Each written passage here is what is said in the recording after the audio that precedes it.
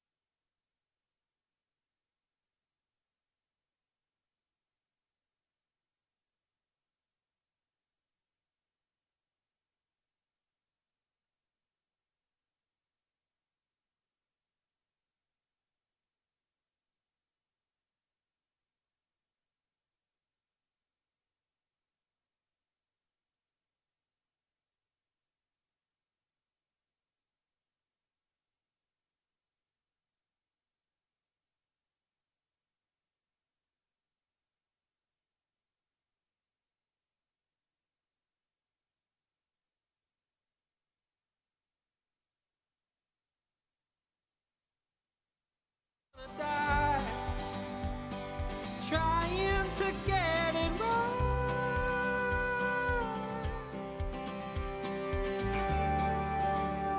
So aim high and aim true.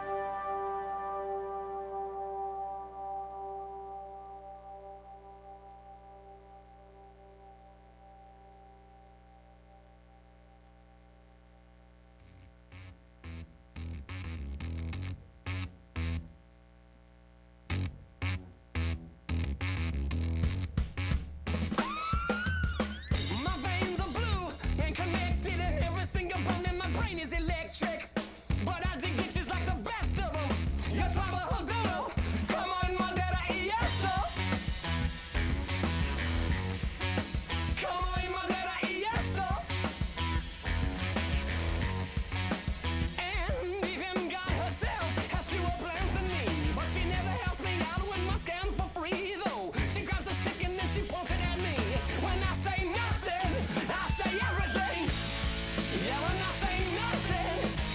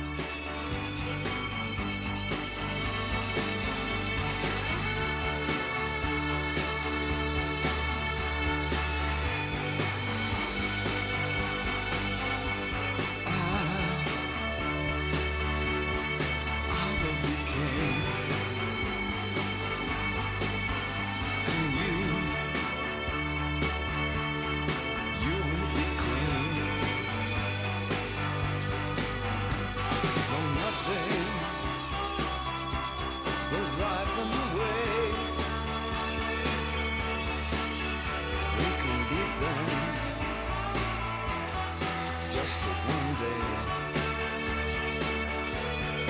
We can be heroes just for one day.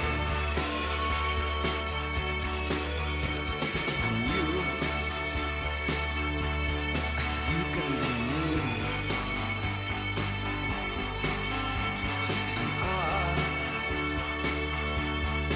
I'll drink all the time. 'Cause we're lovers, and that is a fact. Yes, we're lovers, that is that. Though nothing will keep us together, we could steal time just for one day. We can be heroes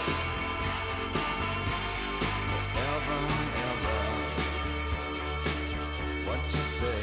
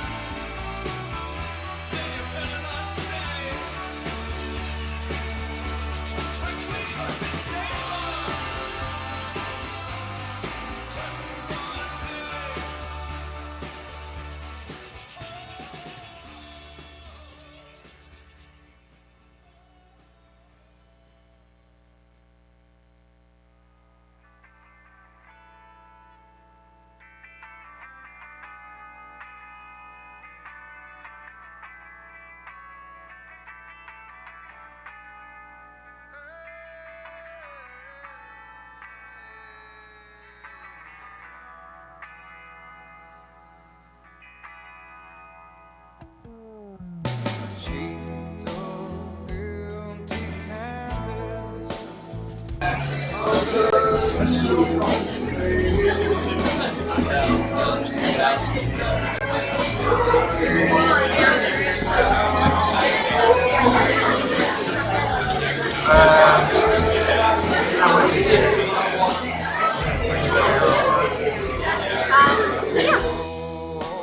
Five horizons revolved around the sun as the earth goes on. Now the air I tasted and breathed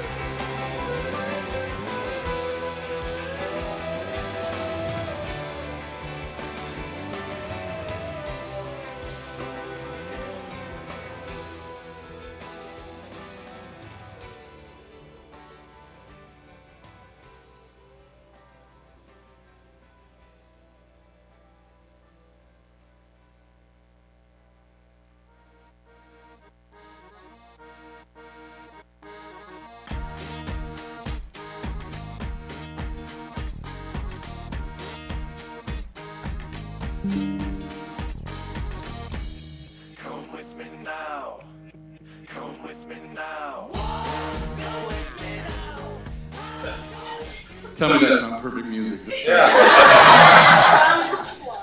Hi, everyone. Welcome. My name is Jason Barris, and privileged to welcome you here to today's event where we're gathered to celebrate the life of James Aaron Lett.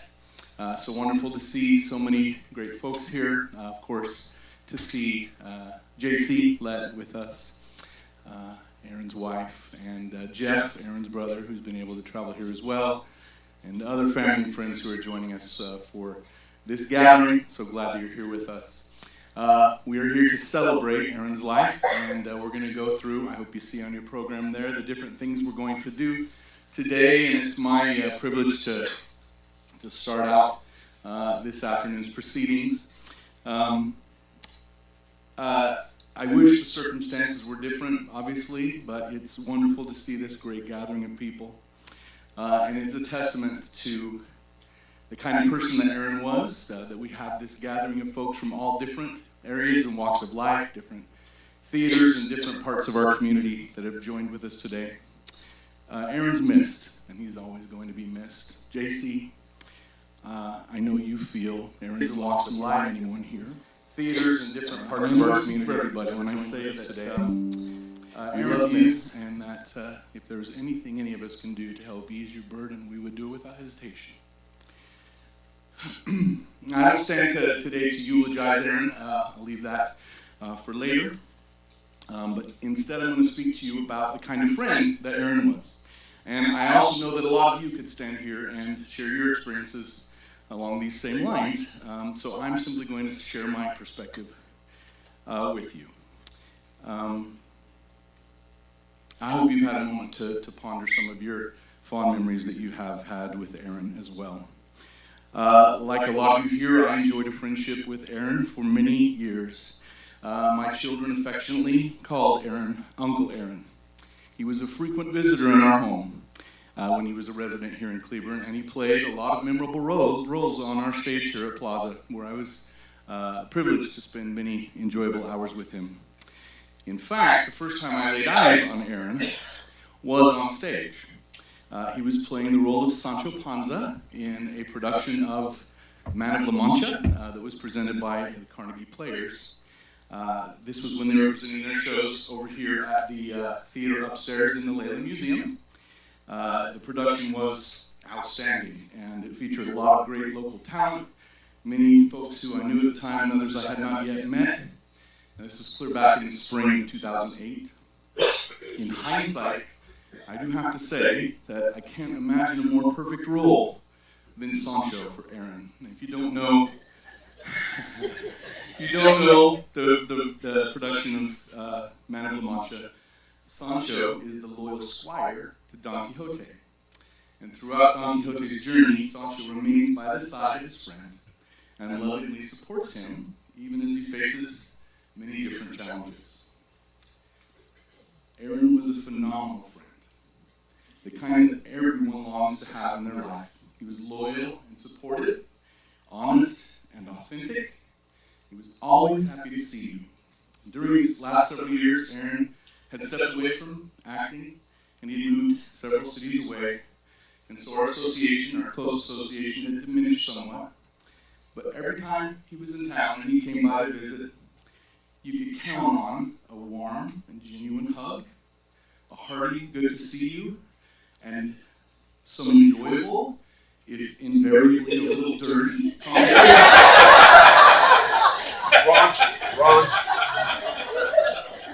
It was always a good feeling to be there because it was so fun to be around. He was a scathing wit. He was a world champion cusser. You could always count on Aaron to bring the funny, and he always did it with a wry smile, followed by that perfect laugh. And I know you all know that laugh. Nobody could laugh like Aaron. And when he laughed, you couldn't help but join him, even though what he probably just said was shocking and maybe a tiny bit inappropriate.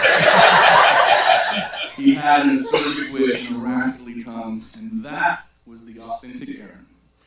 Please note that my intent is not in any way to offend, but rather to pay Aaron respect by depicting him in the way he truly was. His personality was larger than life. But being friends with Aaron was even more than that. He was always the kind of friend that would go out of his way for you, the one you could call on any time when help was needed. And he always made you feel good by being willing to call on you when he needed help. When he did that, he knew he trusted you and that he considered you dependable. I cherish the memory of being asked to help look after his mom, Poof, as he lovingly called her, when he had moved several cities away. It was a real joy to do something for my friend that was important to him because he was a son that loved his mother.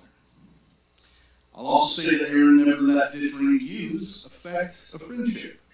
He and I had divergent opinions on spirituality, politics, and the like, but though we had contrasting convictions on occasion, I never felt judged or looked down on for having a different point of view. Aaron well and truly embodied a live and let live attitude, and would only call people out when he felt that they were failing to allow others the right of choosing how to live their own life. Now, I did mention before a little bit about Aaron's authenticity. Part of that was his sensitivity. Aaron wore his heart on his sleeve. When he laughed, he was all in, but he was the same way in friendship, in work, in acting, in love. He didn't do anything by halves, and though sometimes that meant he experienced some difficult lows emotionally, it also meant he did everything with his whole heart. If he said it, he meant it, and you always knew where you stood with him, even if maybe he wasn't very happy with you at the time. But if he loved you, it also meant he did everything with his whole heart. That meant you said it, he meant it, and you always knew where you stood with him, even if maybe he wasn't very happy. I believe everyone needs a friend like Aaron Lett. I also have to say, though, I know this this is is something you would usually point out in celebration of life, that I do not recall ever having a conversation with Aaron about any subject that he did not speak knowledgeably about. Computers and IT, history, pop culture, movies, religion, heck, ancient religion. Aaron had a working knowledge of more information than I can possibly imagine. Whenever I had a conversation with Aaron, I felt like I learned something new. This is another thing I adored about him. The last time Aaron appeared on our stage here at Plaza was in the fall of 2018 in the Addams Family. He was reprising a role that he had played at our first home at Main Street, for which he did win the Column Award for Best Actor.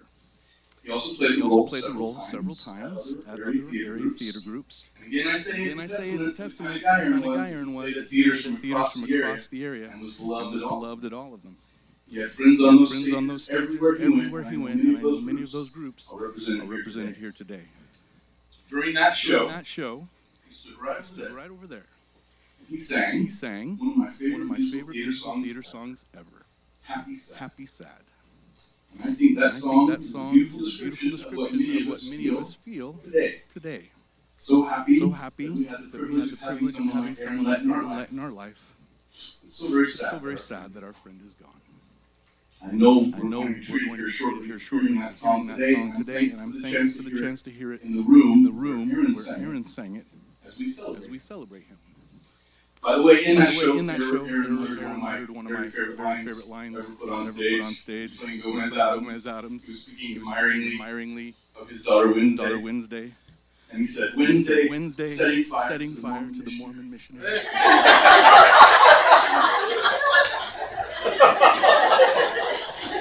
Oh, what I'd give to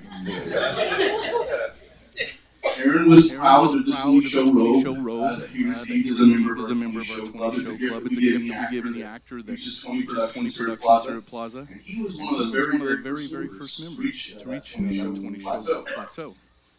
While he did give a great performance in the Addams Family, a few of my other favorites include Eric in Cash on Delivery, Uncle Max in The Sound of Music, General Genghis Khan Schmitz in Seussical, Sheriff Earl in All Shook Up, Blind Pew in Treasure Island, and Sky Masterson in Guys and Dolls. Sound of Music. I do also have to mention a show I love called The Music Man, in which Aaron appeared as one of the 4 members of the quartet. And I'll just quick tell you this story. If you know the show, you know that Harold Hill teaches these guys that they can sing beautiful tight 4-part harmony. And the way that he would lead them into the song was he would have a pitch pipe that he would blow so he knew the pitch, and then he would sing it to them, and they would sing this beautiful song. Well, one afternoon at a matinee, the idiot playing Harold Hill forgot the pitch pipe, and not really knowing what to do in the moment, oh, by the way, that was me, I was the idiot, decided to pick out a pitch from the air and sang "How Can There Be," at which point the four guys playing the quartet picked four different pitches. And a 3-minute song sounded like a cacophony of cats screeching. It was brutal for 3 solid minutes, and all 4 of the fellows came off stage and sought me out to express their opinion on me forgetting the pitch pipe. To this day, Guy Rogers comes to me and asks me where the pitch pipe is. It's a good memory. I also know that every other theater group here could make a similar list, as I just have. I do also want to highlight a production that he was a part of at Carnegie Players when Aaron played John Adams in 1776. I know that was a role that he cherished. A day that was legendary around here was the day in 2015 that Aaron and JC were married. We had the privilege of hosting the event on the Plaza stage where Aaron had proposed to JC on the closing night of our first production of The Addams Family. As Aaron's friend, it was so wonderful to see Aaron fall in love and to commit his life to JC. He loved her so much, and the day was a perfect one as we celebrated their union. In truth, it was also so lovely to see JC fall in love with Aaron. We'd had the blessing of having JC perform on our stage many times as well, and seeing 2 people that we loved so much find happiness together was magical and memorable. Aaron had a lot of things that meant a lot to him, and I couldn't possibly name them all, but a few stand out in my memory. He loved and honored his second mother, who he called Mama Kate, Miss Kate Hicks, who was a mentor to him through his younger years.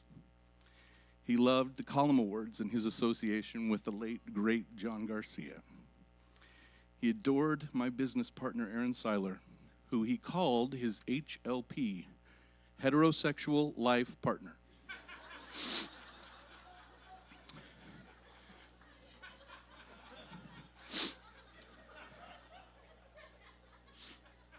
As they had shared a love for all things computer and IT related. He loved his pets, and he doted on them like an affectionate father. He loved my children, who I also already mentioned called him Uncle Aaron. Our oldest, Tabitha, who is now 30 years old, was 13 when they met, and he was a loving and kind mentor to all of Tabitha, Parker, Cameron, Eden, and Miranda, too, during their growing up years. It's true, though, that the family mantra from Tina was, "Don't ever repeat what Uncle Aaron says." And never pull his finger. Of course, that was said with love and a little eye roll. My boys also love to recall a slightly inebriated Uncle Aaron advising them that the best way to avoid injury in a car crash is to go limp. To this day, go limp is the advice we give each other whenever we take a long car ride.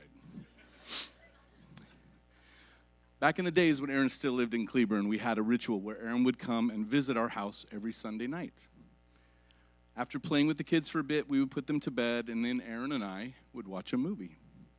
This was in the early days of streaming, so we would spend a fair amount of time each week picking out a movie before we settled in to watch it.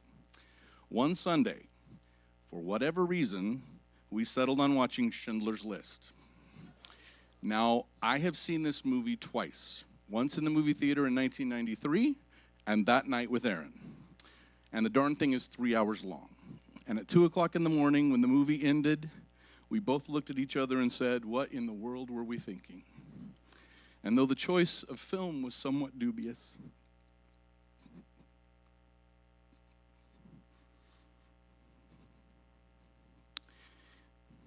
and more than a little bit depressing, what I will always remember is that I had a friend who I could share those times with. And that was everything. That is one of the many legacies Aaron leaves behind. We celebrate him today because of the mark he made on the world. I know every one of us has a story like that with Aaron, one they will cherish that is theirs, and that time and even Aaron's absence will never take away. He will always be missed, but never forgotten. Thank you, and God bless you, Uncle Aaron.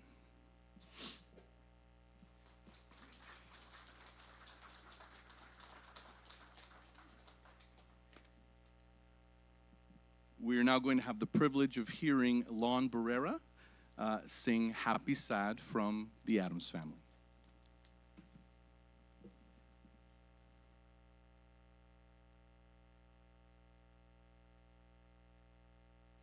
Sorry, I don't get around as well as I used to, so I'm going to sit down.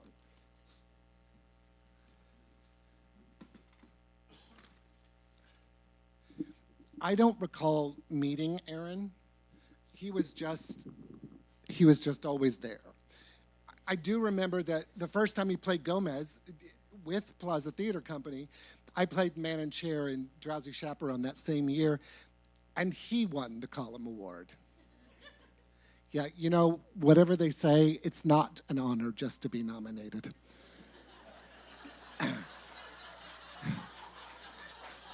It's the truth. The next year, Jason Baez was directing another production of Drowsy, so I went to audition. Jason called me up early in the audition process and had me read, but didn't have me sing, and then he excused me. And as I was walking out, Aaron was sitting on the aisle, and he just looked at me with a twinkle in his eye and said, "Well, son of a bitch." Both Aaron and JC were cast in that production of Drowsy, and we had an absolute ball. About another year later, I was lucky enough to be cast as Gomez at a time when everybody was doing the Addams Family, including Aaron. I think he was doing it the same time I was. And there is absolutely no question in my mind that he was the GOAT of all the local Gomezes. I was just happy to be in his company.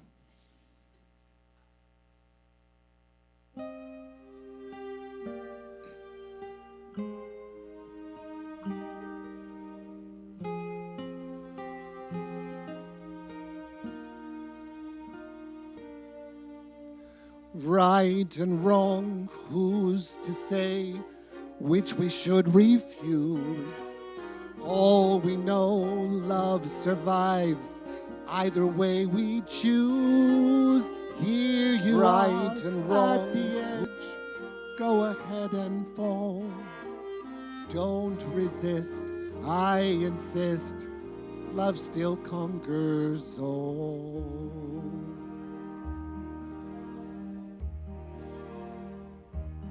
I'm feeling happy, I'm feeling sad, a little childish, a little sad. I think of all the days you've known, all the ways you've grown, see you on your own, and then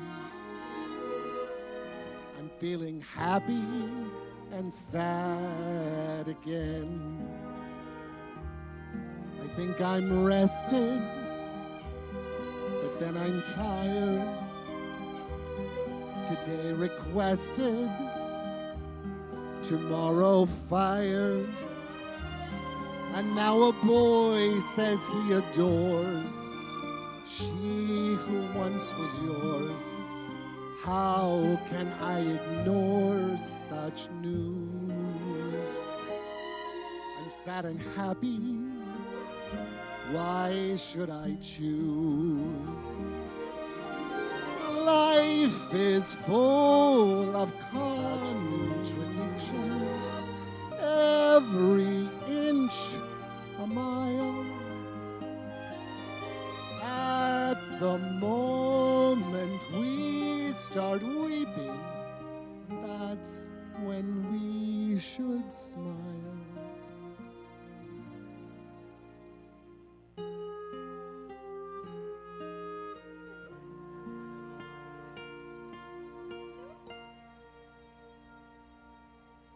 In every heaven, you'll find some hell, and there's a welcome in each farewell.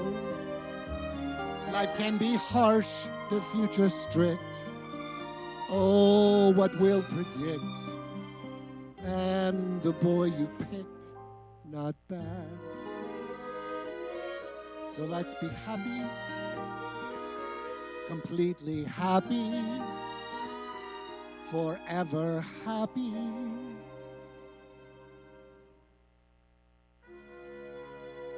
And a tiny bit sad.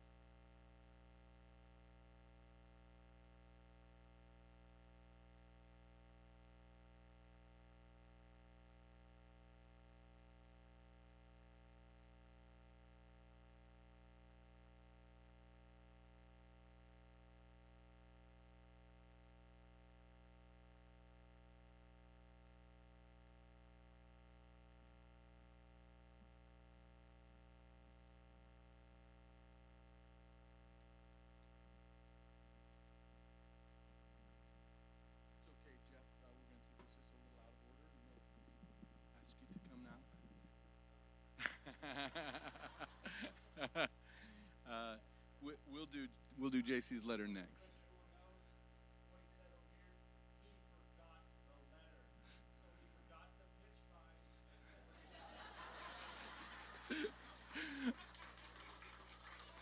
I've never done this before. I'm sorry. This is everyone. This is Aaron's older brother, Jeff Lett.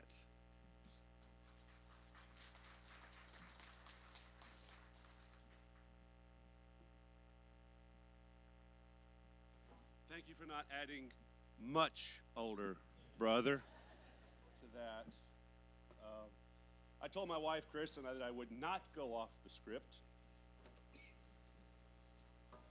So I'm going to try most desperately not to go off the script. Is this on? I mean, you can't hear me without it? Okay, well, so I want to extend to all of you real heartfelt gratitude for everyone you came here to celebrate Aaron's life. I hate water, but I found that to keep me from losing it, I can drink water. So, and I love the fact that JC chose to call this a celebration of life. Because frankly, to call it Mourn Aaron's Untimely Demise would not have been something that Aaron would have appreciated. It smacked too much of formality, austerity, and well, just not enough bling. Besides, keeping today joyful, humorous, familial it's the best way for me to kind of keep it straight, quite frankly. So, to warn you up front, I am, yes, the older brother. I lack Aaron's gift for extemporaneous, free-flowing, linguistic, great googly moogly flights of fancy, though I try. As with most firstborn older siblings, my style is much more cautious, structured, planned, deliberate, cerebral, stubborn, and yes, I got sent to the principal's office much more often than Aaron did. But because of the 11-year difference, Aaron seemed to get all the best qualities of the second born and the baby. Adaptable, easygoing, sociable, charming, exceedingly funny, outgoing, exploratory. I've got to tell you, I struggled really mightily about how to best pay tribute to Aaron today. I started with a theological. No, that didn't cover it. Then I ventured into philosophical. No, that didn't cover it either. Then a brief foray into the ontological. Oh, good Lord, heavens, Aaron would haunt me for that one if I went into that direction. Finally, it came down to the pragmatic. Yeah, that's it, pragmatism. What was it that Aaron best demonstrated to all of us? Well, demonstrated to all of us without turning into a 51-episode miniseries. Now, so I am going to go off script. Jason, you mentioned the first play you remembered Aaron in. The first play I remember Aaron in was South Pacific. I think he was senior high school, something like that. He played Billis. Many of you who were around Aaron when he was having trouble with his diabetes very early on had a bit of a weight problem. And the reason he got the role of Billis is because he could roll his stomach. And so, there's a lot of people interested in South Pacific and Billis. So that's the first role I remember him. And one role you didn't mention also was he played Cosmo, I think, in Singing in the Rain. I remember that one particularly because my mom and I were there. And it was just after Aaron had a triple bypass. He had recovered as much as you recover from something like that. And my mom and I were sitting there on pins and needles. We're like, is he going to get through this dance sequence without something bad happening?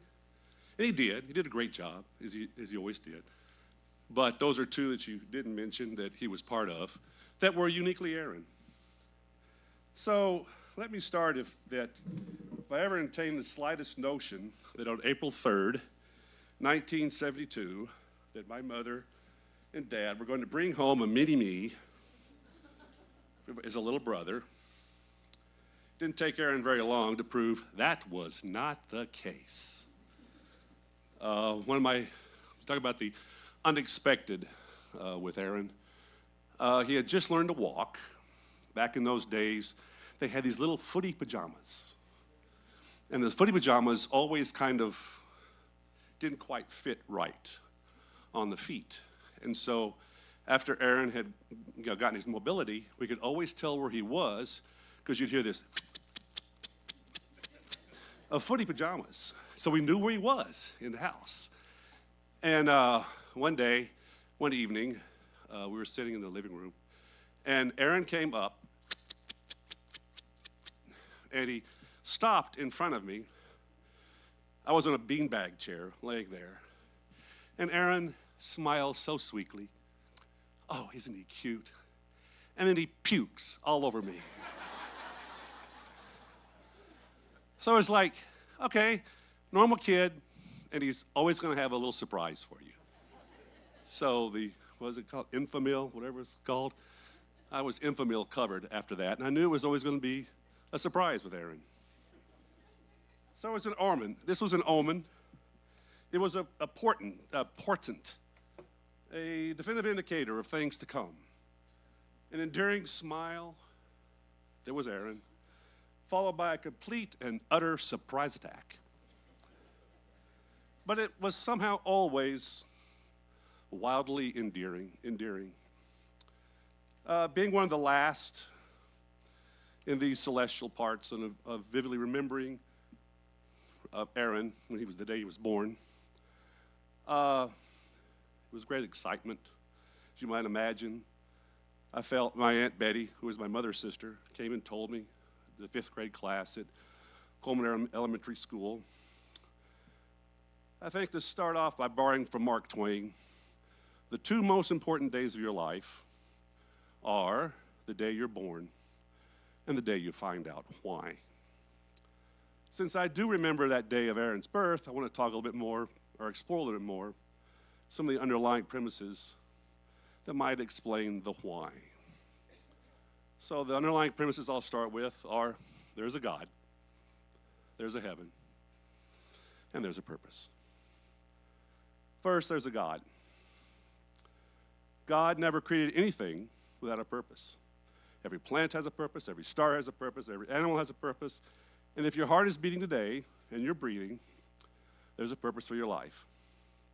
Even though Aaron is no longer with us, there was a purpose for his life. What do I believe that Aaron was able to do that brought purpose into his life? Well, I think he successfully made what I would say is life's most difficult journey. That journey is the 18 inches between your heart and your head. You see, Aaron and Dad, my father, had always had a special quality of being their most authentic selves when they were around people. Aaron and Dad were a lot alike in that regard. They were both incredibly bright people who, first and foremost, had a heart for people. As some of you may remember, my dad, our dad, was a chiropractor here in Cleveland for nearly 50 years. And I'm still approached by people who, when I'm in town, can remember him. In a similar fashion, Aaron also had what was seemingly an ever-widening entourage of friends that he surrounded himself with practically everywhere he went. None of the regional theater, his work, his daily life. He just liked being around people. He had that same demonstrable heart for people that my dad did. He continued his heart journey many years ago in the presence of Kristen and I at Lakeside Baptist Church in Dallas. And it grew from there until it ultimately manifested itself in the marriage to his single closest friend, JC. It was a little over 8 years ago now. But in addition to that connection at a heart level, Aaron also made the connection with his head. He had a job, he had a career that he enjoyed tremendously and found it to be tremendously gratifying, very fulfilling intellectually. He loved working with the people for whom he had compassion and empathy. He was always telling me about the new web or cloud programming certification he was getting or planning to get. And most importantly, he did his very best not to allow intellectual elitism or outside pressures of success to lead him astray. I often tried to convince Aaron that he should strive to get a more senior technology management position at work. But Aaron stayed true to his heart and his head. He was a true demonstration of that sometimes the best leaders in the world have no direct reports at all, but lead by being authentic and examples of humanity. Water. Second, I know some of you are saying, is he ever going to get to 2 and 3? Yes. Okay, second, there's a reality, the reality of heaven and an afterlife. Biblically speaking, we were made to last forever. In the 23rd Psalm, one of the most famous and well-known passages in history, if not in all literature, says, "Yea, though I walk through the valley of the shadow of death, I will fear no evil, and I will dwell in the house of the Lord forever." Now, to paraphrase, forever means without end. It didn't say in this lifetime. It didn't say for a couple of lustrum. Lustrum. If you know what a lustrum is, then you know a John Wayne movie. A lustrum is 5 years. It derives from the old Latin term. Now you've learned something today. But it doesn't say, it says forever.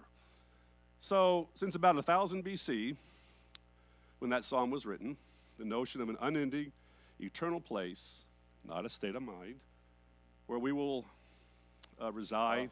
It doesn't say, it says forever. Persisted. So, since about 1000 BC, apart from the Bible, all major religions, that psalm was written, believe it or not, the notion of an unending, believe it or not, eternal place, or a life after physical death, where we will Christianity, Judaism, Buddhism, Islam, Hinduism, even Zoroastrianism teaches there is an afterlife. That constitutes 84% of the world's population. I'm going to go out on a limb here and guess that there are not many in the 16% sitting out there, maybe. But if you're one of the 16%, you can tune out here for a few minutes for number 2 and wait for number 3. So here's my point. So what is my point? Telling you that heaven exists. My point is that God has a long-term plan for everyone's life. I actually believe we're going to spend more time on the other side than we do on this side. On this side, Aaron got a little over 50 years. And that was it. We're all here to attest that wasn't long enough. But now Aaron is in a place where he's going to be forever, to infinity and beyond. That's Buzz Lightyear, okay? So this was just a little tiny millimeter of Aaron's life that we're remembering today. But he was here because there were some things in life he needed to learn in preparation for the next. this was, in essence, the dress rehearsal for the big opening night premiere that Aaron's been getting ready for. Pretty cool, huh? So you see, all along, God planned Aaron and us for his pleasure. Believe it or not, God created us just to love us. Going back once again to another passage in Psalms, the Lord takes pleasure in his people. Does everyone here realizes that? Did you realize that God takes pleasure in just watching you be you? Some people may try to tell you that God only takes pleasure when you're doing something religious, quote unquote, feeding the poor, helping the sick, going to church, giving a donation, being generous. If you're doing all these things, quote, spiritual, then supposedly God smiles. But the rest of the time, he's pretty bored with you. Nothing could be really further from the truth. God takes pleasure in watching us be us because he made us what we are, made Aaron what he was. When you do something that's so typical of you, God says, yep, I created that boy or that girl. So I can imagine, it makes me laugh every time, when Aaron was doing Gomez Adams, which, as you've already heard here, was the role that practically everyone considers to be the quintessential Aaron. God says, yo, Michael, Gabriel, come over here, get a load of this. I made that. Whether it was on the stage or being the husband to JC, God prepared Aaron for the bigger things in heaven. But we sure do miss him. And that tiny millimeter of time just doesn't seem enough. Yes, I'm at number 3 now, for those of you who are counting. You can fit it all in one hand. Finally, to fulfill a purpose. Simply put, our purpose is to be the best version of ourselves and create a life that aligns with who you are and what God wants you to be. The tragedy is a lot of people go through life missing their number one purpose in life. They may know everything about sports scores. They may know music. They may know who's dating Taylor Swift.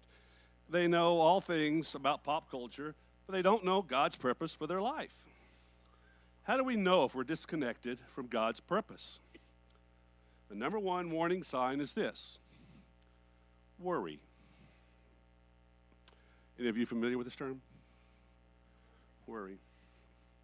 When you worry, you're acting like God doesn't exist. You're acting like God doesn't have a plan for your life. Worry is, in essence, practical atheism. Now, I'm not sure how much Aaron spent worrying about his life in the past 8 years, because he was here in Texas and we were in New England. But I do know that one of the things that used to irritate me the most, remember, this is the first child talking, back when Aaron was in his 20s and 30s, was that he always acted like he didn't have a worry in the world. I mean, this was the guy that turned the pursuit of a 4-year college degree into a 10-year career. But it didn't seem to worry him too much at the time. It drove mom and dad up the wall, but there was Aaron, dum-de-dum, not a care in the world. I didn't appreciate it then, but that lack of worry meant something. It meant something he was already firmly on the road towards realizing his purpose. Somehow I think Aaron realized, somewhere deep down inside, that since God had thought him up before the foundations of the universe, maybe he shouldn't sweat the small stuff.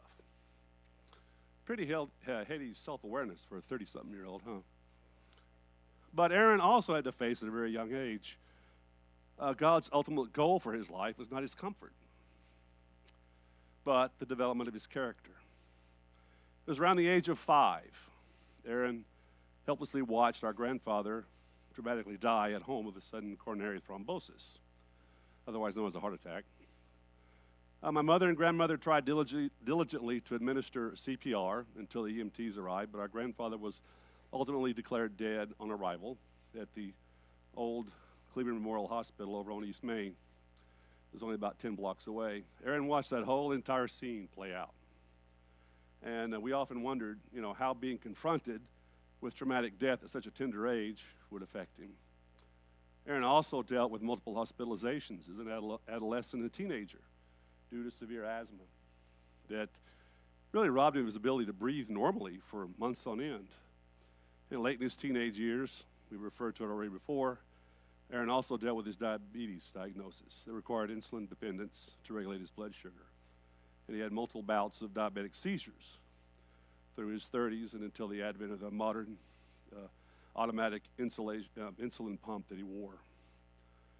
Just before he met JC, he had undergone a triple bypass surgery due to the damage the diabetes had caused. And I recall it was, again, just after that surgery when he played Cosmo and Singing in the Rain. So finally, yes, I'm about done. I promise. Under the three premises I've just outlined, there's a God, there's an afterlife, there's a purpose to life. What are some of the practical, going back to the practical, everyday lessons that I think Aaron taught all of us that we should celebrate today? I'll start with three, only three. I have this thing for threes. Three. First, develop a genuine love for people. Make that 18-inch journey from your heart to your head. Make it real, just like Aaron could. You can love people who do unlovely things because that's what you're supposed to do, and that's what God does for you. Second, find your purpose. Find your purpose and learn what's of true value. You come in with nothing, you'll leave with nothing, except what you invest in the people around you. Remember, God takes pleasure in who you are. In like fashion, find pleasure in others and their unique gifts, talents, perspectives, and ability to cuss.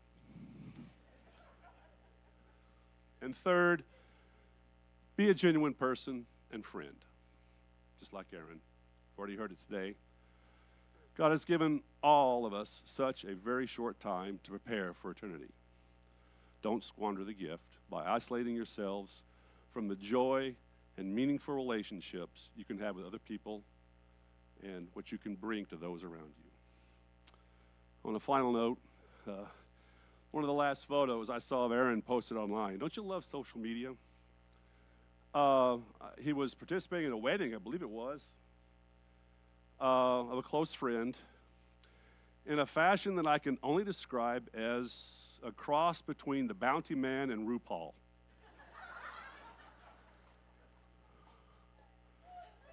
Didn't really know what to make of it. When I saw it, all I could say to myself was, well, that's Aaron. That's the way God made him, and we're all the better for it. Thank you for joining us here today. Really appreciate it.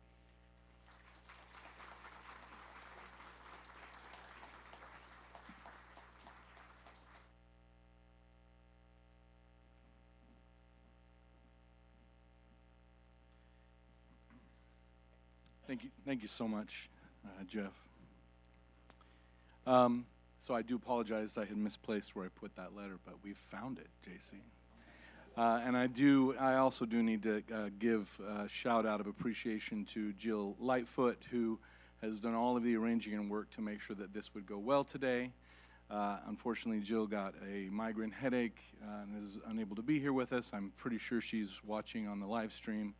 But thanks to Jill for all of her effort. And yeah.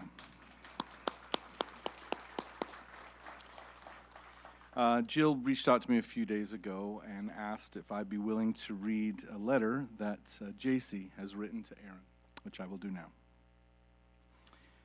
Aaron, words cannot describe how wonderful you are, but I will try. A devoted son who visited his mother often and tended to her needs, a loyal man who loved his family members and friends, an amazing husband who took care of the house, his wife, and his many kids with tails, a dedicated worker who strived for the best and truly enjoyed his co-workers, a talented performer who brought laughter and joy to audiences and fellow actors. From the countless stories about you, I know that you were wonderful from the start, as a child, a student, a church member, an uncle, a band member, and a musician. We came together later in life, and I was so happy to have finally found my person. You were my everything, and you always will be. You are with your family and friends now and are free of any sickness. We will all see you again. I love you forever. Your wife, JC.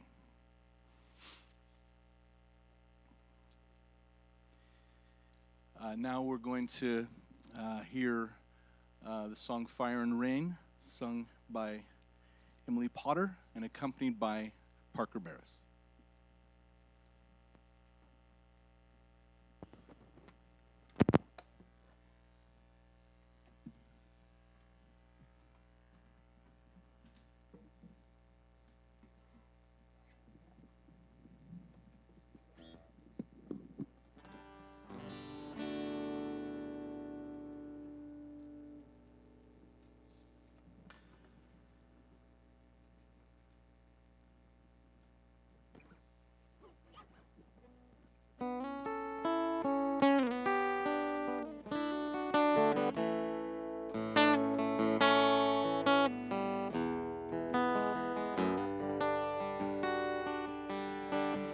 Just yesterday morning, they let me know you were gone.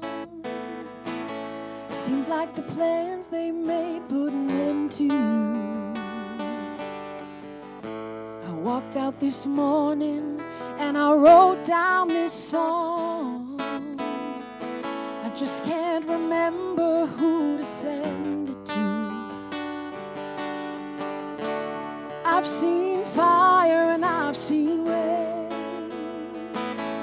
I've seen sunny days that I thought would never end. I've seen lonely times when I could not find a friend. But I always thought that I'd see you again.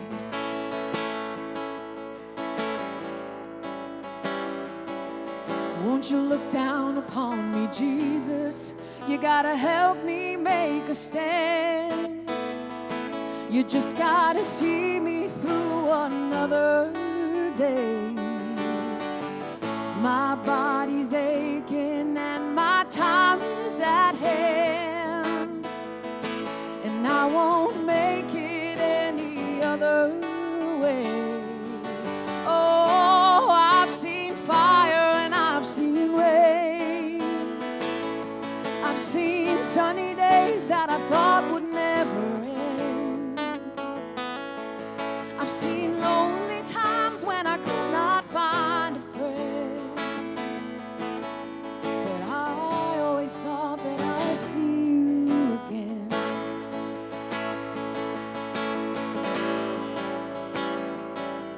Been walking my mind to an easy time, my back turned towards the sun.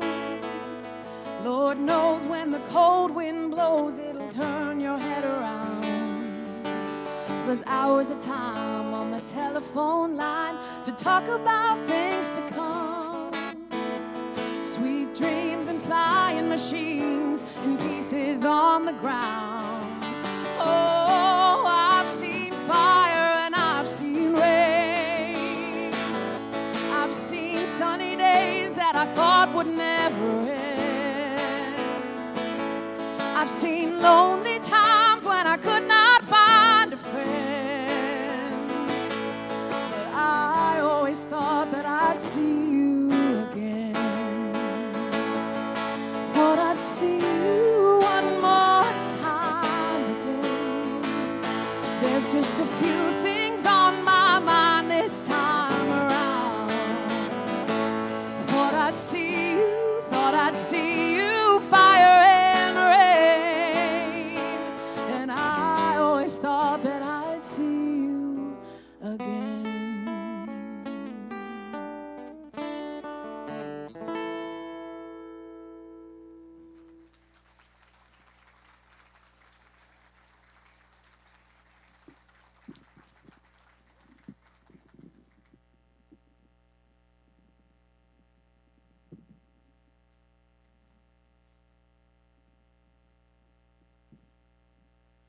I'll tell you a quick story about some of Aaron's wit. So he was a great nickname giver, if you didn't know that. And Parker, when he first met him, the Parker that just played the guitar, was 10 years old. And we had a nickname for Parker. We called him Bucky. But Aaron was not happy with Bucky, so he named him Buck Diddy. So Parker was known as Buck Diddy his whole adolescence.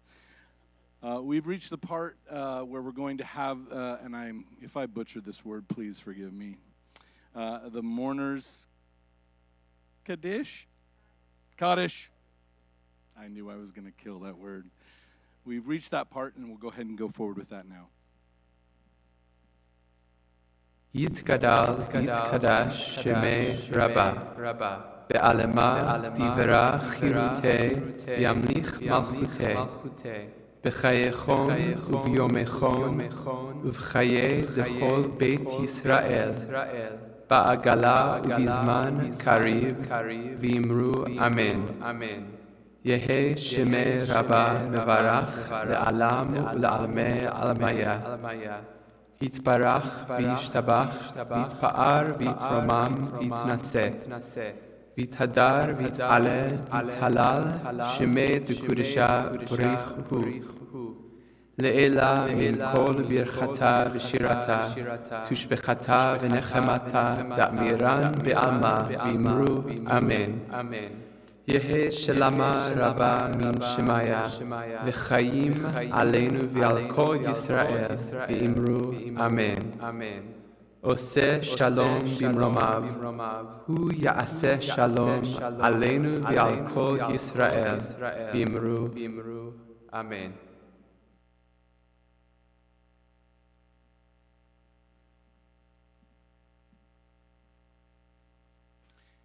We'll now have be privileged to hear from Shelley Moore.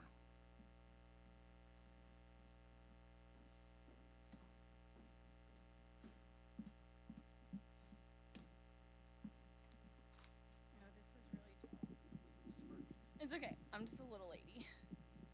Or as Aaron would call me, he's really good at giving those nicknames, right? It might be a little inappropriate, but my nickname from Aaron was SLB, skinny little bitch. Inappropriate and appropriate, right? I'm probably going to stay on script because I didn't realize how hard this was actually going to be today. But it's an honor to be here to speak about my brother, my chosen brother. Aaron was a giant among men, not just in stature, but in spirit. Not my brother by blood, but by choice. A bond that formed 22 years ago in community theater here in Cleburne, the Carnegie Players, during a summer production of Oliver. It was one of those rare connections that changed the course of your life. I can still vividly recall the first time we met.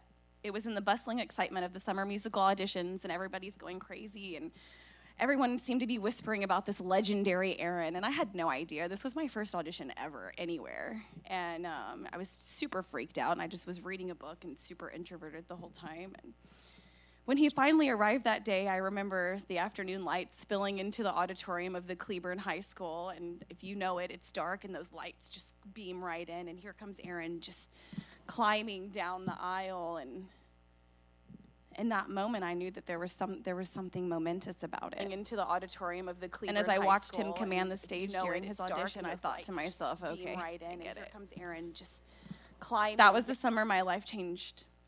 The summer I gained the big brother I never knew I needed. He saw potential in me before I could see it in myself. He was my mentor, my confidant, and the one who taught me the art of resilience, how to throw a punch in fun, as we played our Impala game, which was our version of Slug Bug, when we were in his beloved white Impala, if you remember that, he had for years. And every slug in the arm was a lesson in resilience, a reminder to stay alert and to always keep a sense of humor. Aaron had an extraordinary ability to hear the soul of music, and he generously shared this gift with me, enriching my life in ways I could have never imagined. We would drive for hours, just him and me and the open road, our soundtrack, the eclectic mixes of CDs, that became the score of our lives. And those jam sessions weren't just about the music.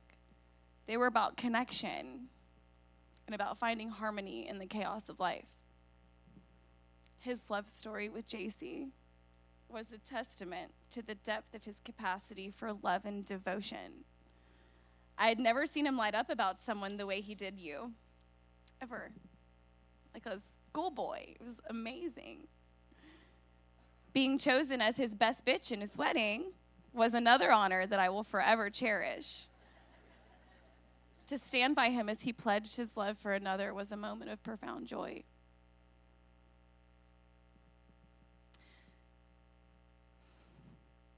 The news of Aaron's passing has left a void in my heart that words cannot fill. The shock and disbelief has been overwhelming.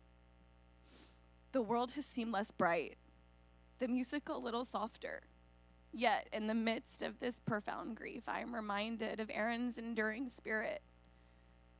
His energy, his laughter, and his wisdom continue to surround us, offering comfort and guidance. In these weeks of sadness, I have found solace in the most unexpected of messengers, the stink bug.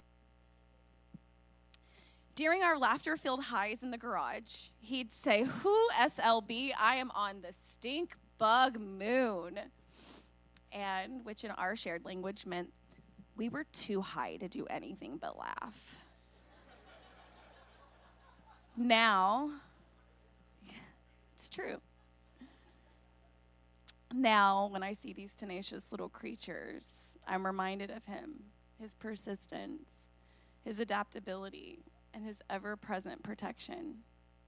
They visit me now in moments of sorrow. I don't know if it's just the season or if, I like to believe that it's really him.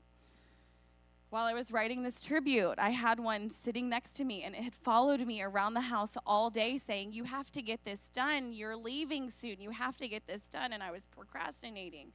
And, the gentle reminder of him was there. He was still with us, and he's still guiding, and he's still protecting, and still being a bit of a pest he was always so good at. Our last conversation was months ago, and his sudden departure has taught me a valuable lesson about the preciousness of time and the importance of expressing our love and gratitude to those who matter most. I've been reminded to cherish every moment, to make the call, to send the text, and to never take for granted the people who make life worth living. To speak of Aaron is to speak of a life lived with fierce authenticity. He was someone who could find the profound in the profane, the eternal in the ephemeral. His energy lingers with us in the echoes of the music he loved, in the stories that we share, and in the laughter that still seems to resonate in the spaces he once occupied. As we remember Aaron today, let us celebrate the incredible person he was. Let us carry forward his legacy of kindness, his passion for life, his unwavering love for those around him. He may no longer be with us in body, but his spirit, his lessons, and his love remain a part of us all. In his memory, let us live more fully, love more openly, and make the most of the time we have those that we hold dear. His journey with us was a masterclass in living authentically, and I am forever grateful to have been his chosen sister. Aaron, my hero, you've left an indelible mark on all of our hearts, and we are so much better for having known you. Your laughter and your wisdom and your love will be with us always.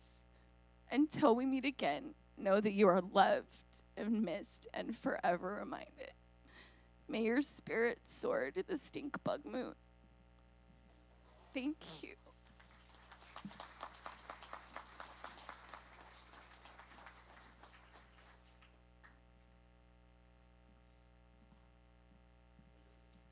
We're now going to enjoy a slideshow. I believe it's going to be accompanied by Parker Barras.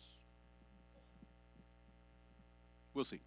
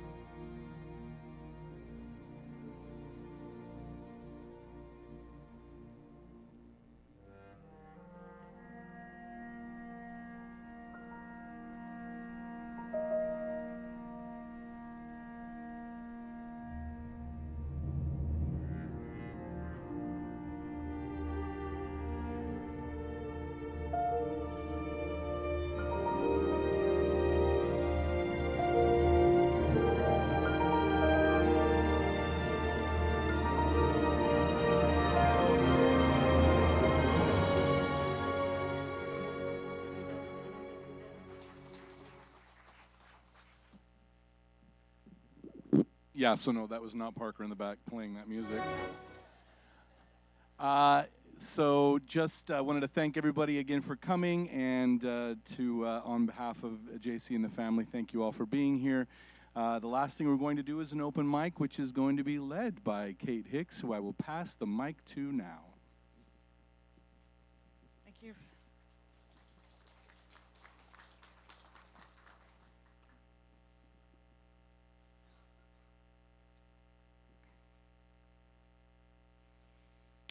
This is so tough. Aaron was larger than life, always in my mind, and it's very hard to know that he's not physically with us, but his spirit still is. I still love him, and he still loves us. I think it was you, sir, that said it's hard to remember when you first met Aaron because he was always there. And it seems like he always was, but I actually did meet him in Carnegie's first production of Joseph. And he just always had a special something. I had an instant connection with him. He looked like my son. Almost exactly. They were so similar that the first time JC came to our house, it was right at Christmas. It was either Christmas Eve or maybe even late in Christmas Day. And she walked in and she looked across the room and she went, "Oh, they do look alike." It was probably partly the beard, but they did. And I had an instant connection with Aaron, and he with I, and he was like mine. Y'all bear with me, I'm sorry. Thank you. We actually have lost several Carnegie people lately. Yesterday, we buried Mr. Larry Grigsby, which some of you probably remember, and he and Aaron were also very close. And I spoke there, and I'm speaking here, and this is a little bit much, Lord. Aaron was so talented in so many different ways, and so brilliant. I believe it was Jason that said there wasn't a subject that he couldn't speak on intelligently. And he taught me so much about lights in the old PAC and how to make them work. He actually did some fight choreography when I was teaching at a Christian school, and I had to remind him often where he was. Please, Aaron, don't get me fired. I'm trusting you. Luckily, he was mostly trustworthy. So many shows that we did together, and there were so many stories I could tell. Rainmaker was a very special show that Carnegie did, and it was one of my very favorites. Starbuck is sitting right over there, Hillard. Cheryl was backstage, and we always pretended she was Snooky, who Aaron's character Jimmy talked about, and he called her Snooky for a long time after that. She actually never appeared on stage, but she did make their breakfast every morning in the show morning. But one night, as Jimmy in Rainmaker, if you could know, this was in the old Leyland, and we had these big glass doors that had beautiful etching on them that were always closed during the show.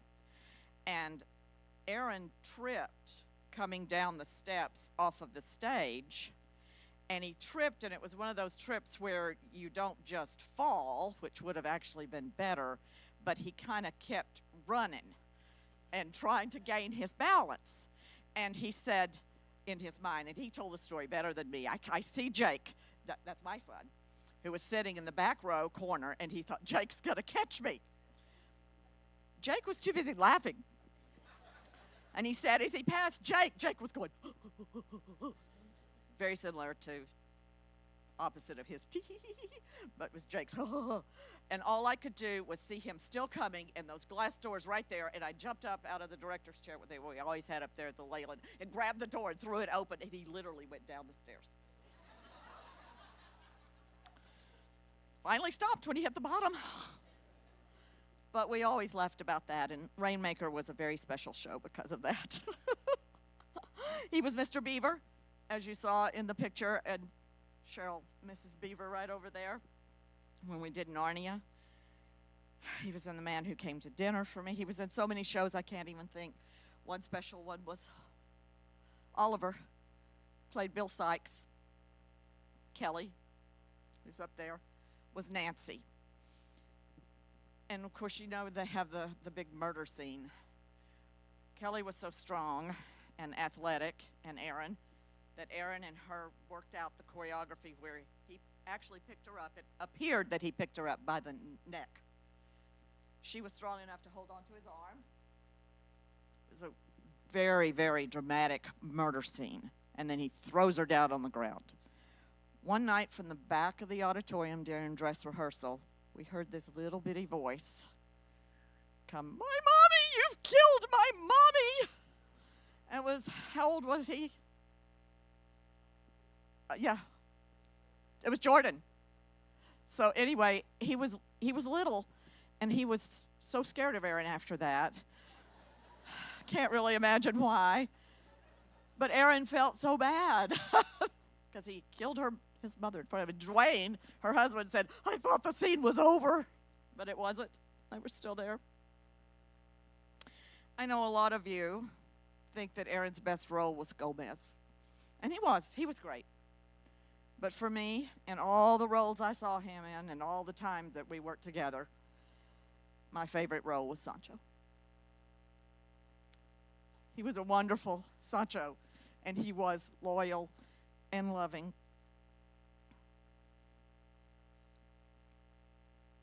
But he was so much more than a great actor and a great musician.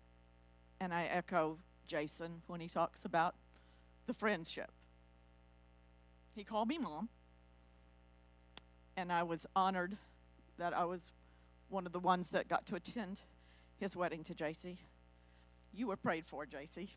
We always wanted Aaron to find someone to spend the rest of his life with, and he found you. And I got to be at that wedding, and I got to pin his boutonniere on him. And I looked and looked for that picture because, you know, the directors don't ever get as many pictures with the cast as the cast always gets with each other. And I couldn't find any pictures of me and Aaron, but I kept thinking, I know I've got one pinning his boutonniere on, but it's in my memory. And he loved you. I talked to him often, and he spoke of you. When his mom got real sick and she couldn't live on her own anymore, Poof, who I also knew very well, he asked me to help with their estate sale, or to do their estate sale for him. Besides the stuff that I learned about Poof, who never threw anything away, ever, I saw all kinds of little drawings that Jeff did and that Aaron did, and all of their memorabilia from their childhood was still in that house. He was such a friend. My late husband passed away 12 years ago. And while he was sick and on hospice, my church, Calvary Baptist, had a fundraiser, a singing fundraiser, because my husband was a bass. He was a singer. And obviously Dan could not be there. He was on hospice in a hospital bed in a home. And Aaron wanted him to be able to see that, and he was the one who went and set up the tech and did everything so that Dan could be present on the screen so the audience could see Dan and Dan could see the performance, and that was thanks to Aaron. So he was more than a talented actor and a talented musician and a brilliant person. He was caring and loving, and even with all of his extra language, etc., he was genuine, authentic, and I loved him like my son. And I miss him, and I think of him often. I hope you do too, with all of your memories, because we all have them. Thank you.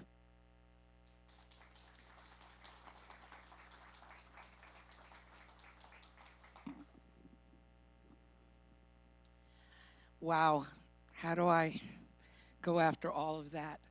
I just want to say a few words, and then I'm going to sing a song for Aaron. And the few words that I want to say is that I was at that wedding, and I knew JC before they knew each other, and I've got goosebumps right now just thinking about it. And yes, we wanted her to find her guy, and you guys wanted him to find his gal, and they found each other, and it was beautiful. And I got the pleasure of being a part of his life in the last 9 years, and he supported what I did, and JC, and I supported what they did, and it's a special bond. So, having said all that, I'm going to play it from my phone so I can hear the music. Whether you hear it or not, it doesn't matter as long as I can hear it. Hold on. Let me just pull it up. Okay, here we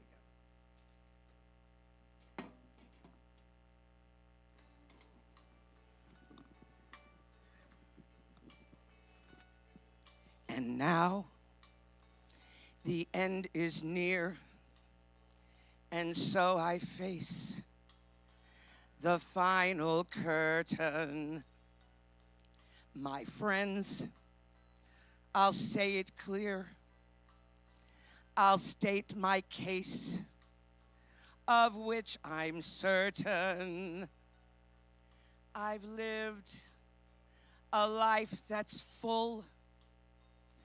I've traveled each and every highway, and more, much more than this. Obviously, he did it my way, with the cursing. Regrets, I've had a few, but then again, too few to mention. I did what I had to do and saw it through without exception. I planned each charted course, each careful step along the byway, and more, much more than this. I did it my way. Yes, there were times, I'm sure you knew, when I bit off more than I could chew. But through it all, when there were doubts, I ate it up and spit it out. I faced it all, and I stood tall and did it my way. I've loved, I've laughed and cried. I've had my fill, my share of losing. And now, as tears subside, I find it all so amusing to think I did all that, and may I say, not in a shy way. Oh no, not me. I did it my way. For what is a man? What has he got? If not himself, then he has not to say the things he truly feels, and not the words of one who kneels. The records show I took the blows and did it my way.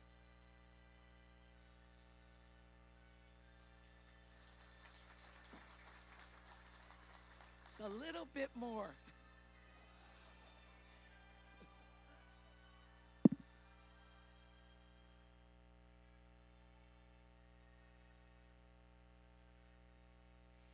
Yes, it was Aaron's way.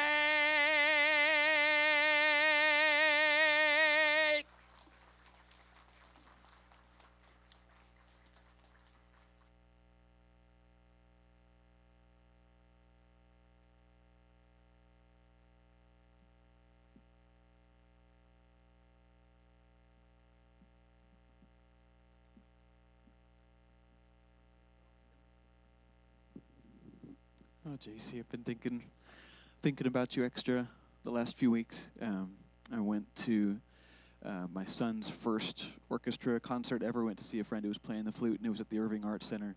And I was like, the last time I was there, I was dancing with you at the columns, and I was just thinking of you. I know everybody in the room would love to just heal your heart and feed you and take care of you. And I don't know what power I have, but I love this blessing on the back. So I want to read it over you.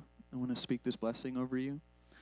It just talks about which God has created according to his will, and his will is hard. Anybody have a testimony that God's will can be really hard sometimes? But does anybody have a testimony that God's will can be really good? Does anybody have a testimony that God really, really loves JC? If you do, if you believe God's will is good and God loves JC, would you just raise a hand and extend a hand to bless her? Because I want to speak this over you. There's power in words, and I believe this room. Would you guys read along with me? Let's do this. Just the first 4 lines, not the whole thing. I'm not going to sing or anything. Take the first 4 lines through in your days with the comma, and let's change it to throughout your world. We're going to speak it over you, JC. May God be blessed throughout your world, okay? Let's just do this. I believe there's power in words, and I believe there's power in the heart of God for you. So let's do it. May the great name of God be exalted and sanctified throughout your world, JC, which he has created according to his will. May his kingship be established in your lifetime and in your days. And we can do the rest of it if you want, but I'm going to sit down.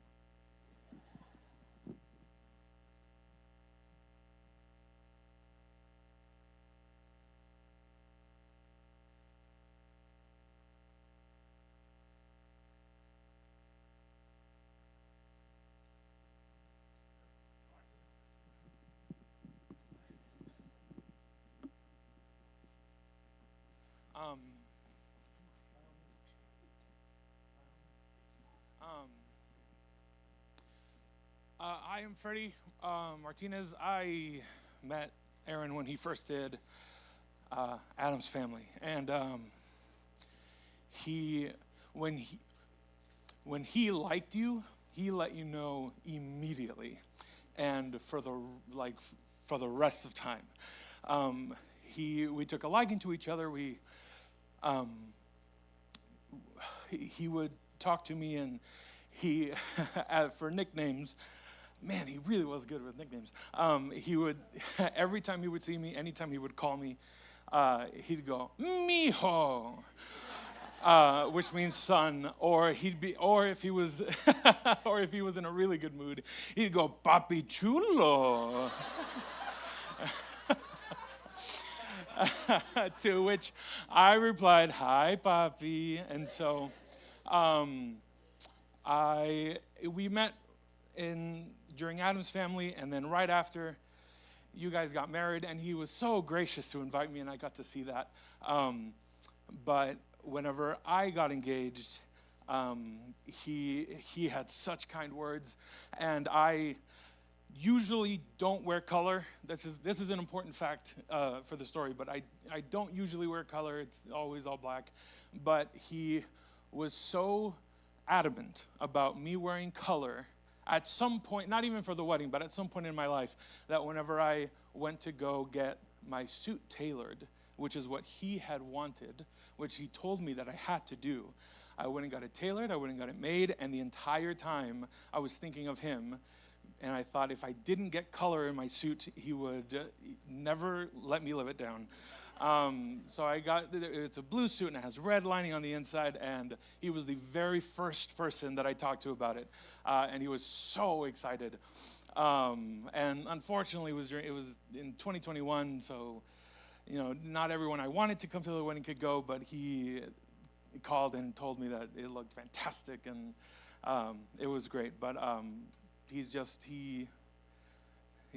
was just so great, and we love you, and I'm gonna stop now because I'm gonna cry if I don't.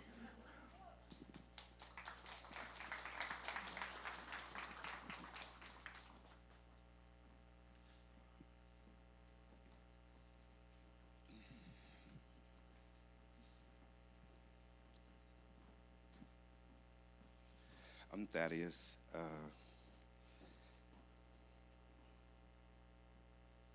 I'm a crier, so I'm gonna let you know now.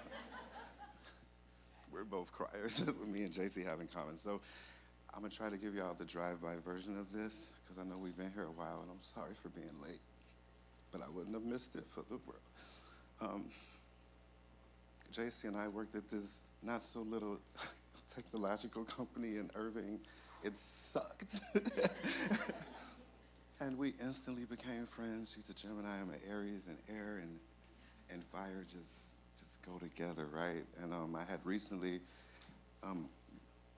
moved here. I had broke up with my now husband, so it worked out. And I moved here, and she was one of the very first friends I made. That was my first real job that I landed in Dallas.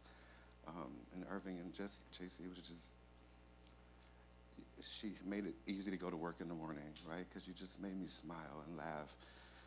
And I'm not gonna lie, I needed weed real bad. And I didn't know anybody here who got it, so she hooked me up with. Well, let me back it up a little bit. So, this isn't a church, right? It's a theater, right? Okay, so let me back it up a little bit. JC is a fantastic actress, and she invited me to one of her fantastic plays, and I went. I can't remember the name of it, but it was Little People, something, I forget, but she was fantastic, and there I met you and Aaron. Aaron showed up at our work one morning, out of the blue. I don't know how I got summoned down, but somehow I got summoned down. And he was there to give JC a birthday present. He had brought her cupcakes and flowers, and it was a surprise. And he's like, dude, I know this is cringy AF. Because you just show up to a chick's job. He's like, I know this is cringy AF, but she's your friend, and she trusts you. Can you tell her that I'm down here and kind of soften the blow? And I'm like, okay. So I go up to him, I'm like, hey, so, the JC does not like surprises like this. She's like, so, Aaron's in the hall, and he's coming to give you a present. And she's like, what? So she goes down. She's a good sport. But when she came back, her face was beaming. She was so happy. And those guys are meant for each other. Y'all are meant for each other. Y'all are perfect together.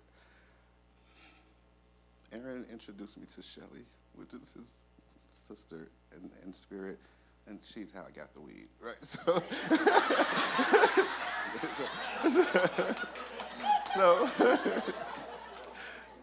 Aaron introduced me to Shelly, and Shelly introduced me to the person who's been the bestest friend of my life, Ambrosia, who we love dearly. We lost her a couple years ago. And that's been really tough on all of us, but I talk to my family, my husband, my son, about ripples. Everything we do in life creates ripples, right? You drop a stone in the pond and it goes woof, right? And it goes forever, right? You need to be careful about the ripples that you make in life. Be warm and kind to people. The connections that you made with me and Ambrosia have changed my life. The connections that I made with you changed my life, right? So we can change each other's lives for the good or the better. Y'all changed mine for the better. I believe Aaron changed all of our lives for the better. He invited me to that wedding. I was his best dude. My nickname was T, by the way. I didn't get anything, cool. Sometimes you'll call me Mr. Schmexy, but Aaron was one of the few heterosexual men that I would let kiss me when he greeted me. He would always hug me and give me a kiss. What the hell's going on? I love that man dearly. He's a great guy. I won't take up any more of y'all time, but I love you, and I love you, JC, and I love you, Shelly.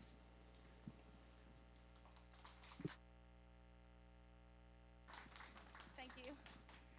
Hey, I'm Sarah Floyd. I was also in Adam's family with Aaron. For those who know me, go with the flow is not me. Did not grow up understanding go with the flow. And when I met Aaron and JC, I was also extremely depressed. I had a 1-year-old son. He was my second son. And I just figured out that I had postpartum depression. And I could not figure out how to go with the flow in any way, shape, or form. And a lot of people in that show weren't able to understand that. And JC and Aaron were. And JC was actually the first person who really talked with me about this and helped me have the guts to talk to my doctor and get help. And as I watched Aaron, I was grandma, so I was often on the side watching him. And as I watched Aaron just have fun even when everything was going wrong, and have fun when everything was going right, it was puzzling, honestly. I didn't get it. But I've spent the last, how many years ago was that? 6 years working on that in my life, in theater, with my children, knowing that it's okay when crap happens, because with 2 little boys, it does. Oh, it does. Which is, by the way, why we have to leave early, because we have to go get the kids. But I have learned so much from Aaron just from being in the show with him once. And thank you for helping me get help. And for you and Aaron for loving me, even when I was truly a difficult bitch, sometimes. And you two up there know it too. I'm looking at you. But Aaron's joy and his go with the flowness that I was just like, what is this? I don't get it. Seriously changed my life. And I know so many people have said changed my life. But it really has. And I love you. And thank you. And for all of you who helped shape Aaron's life and his brother, I'm sure you did a lot of shaping there. Thank you.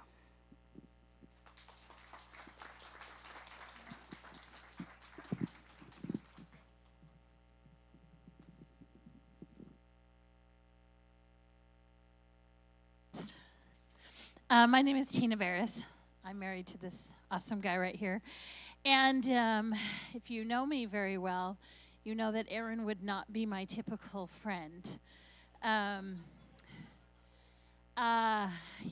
way more conservative and try not to have a potty mouth, those things that so when I met Aaron, it's like, whoa, this is a lot for this little girl from Utah. He was a lot. And I loved him so much. And he learned very quickly. I just started saying, filter, Aaron. Especially when he was around my kids. It didn't always work, which is why we had to put the rule in place. And then it moved from filter to I just could shoot him the filter look. Not now. This is not the time. Also, he had a nickname for me that I just found out is inappropriate.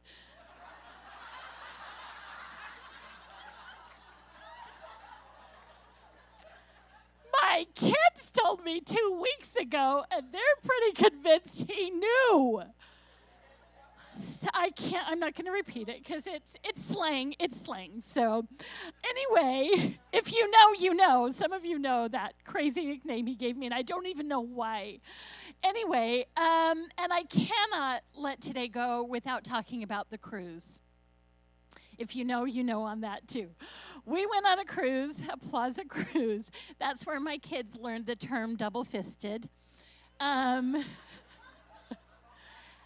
had their real first experience watching a drunk person with Aaron. And one night we were at karaoke, and there was a group of attractive women there with pink boas. Yes. And so they were having a great time, and Aaron had a great time the whole cruise. But that particular night, one of the young women, or the women, dropped their pink boa on the elevator, I believe. Right, David? And so David Cook picked up the pink boa and went and hung it on Aaron's door, which made Aaron go in search of the woman with the pink boa who supposedly left it on his door, which ended up with Aaron in our hallway banging on Tabitha's door, calling for her, and then banging on our door, calling for me with the very inappropriate nickname, to which I had to tell my husband, please go take him back to his room and put him in bed, which he did. But my fondest memory is we had lots of talks, Aaron and I. We talked a lot. And lots of talks when he was sad. And he would tell me how lonely he was and how sad he was. And I will never forget the conversation when he said my name. I found somebody, and you know her. And he started to talk about JC, and he lit up. And I was so grateful to see my friend so happy. Thank you, JC. Thank you for coming into his life and to bring the joy that he so longed for. Bless you.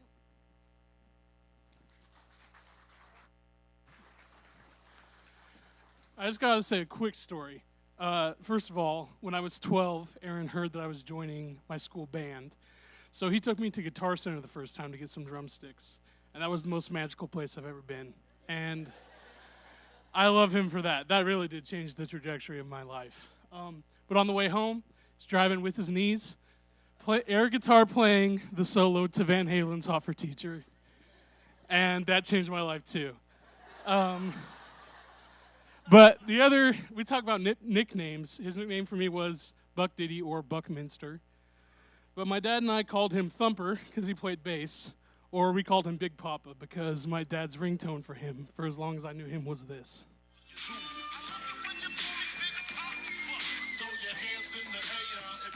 I love you, Big Papa. Thanks, guys.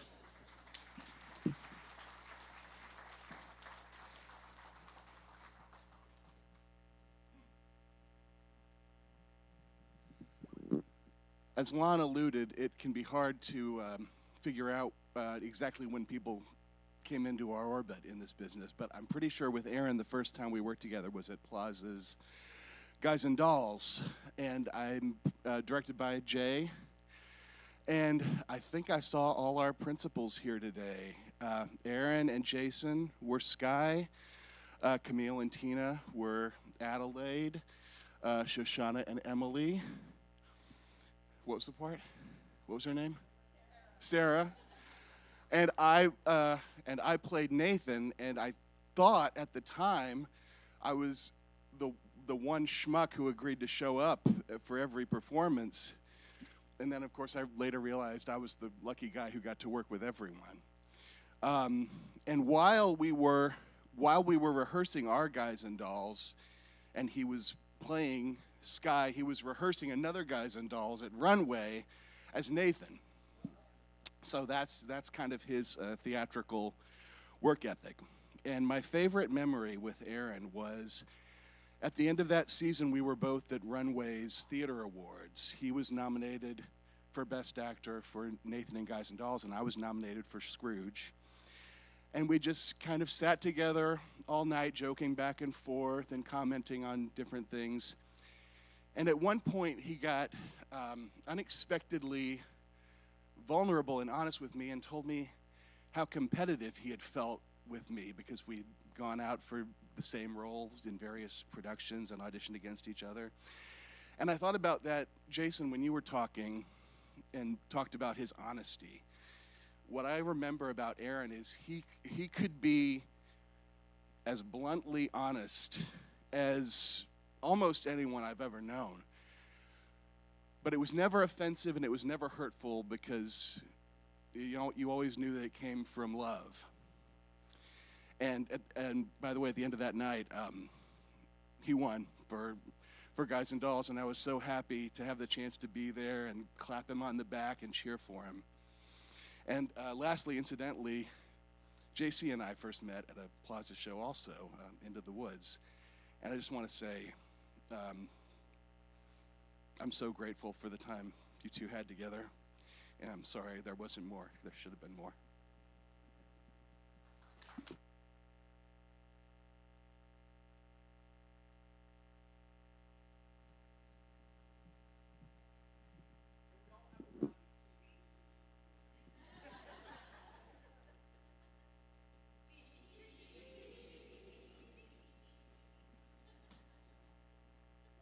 Okay.